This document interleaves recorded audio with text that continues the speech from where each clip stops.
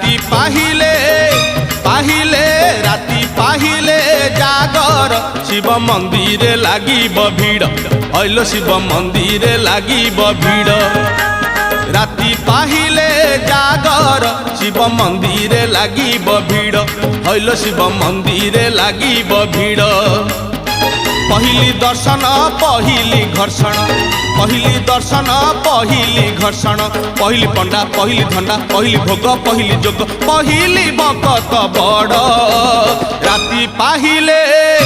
पाहिले राति पाहिले जागर शिव मंदिर लागिब भीड़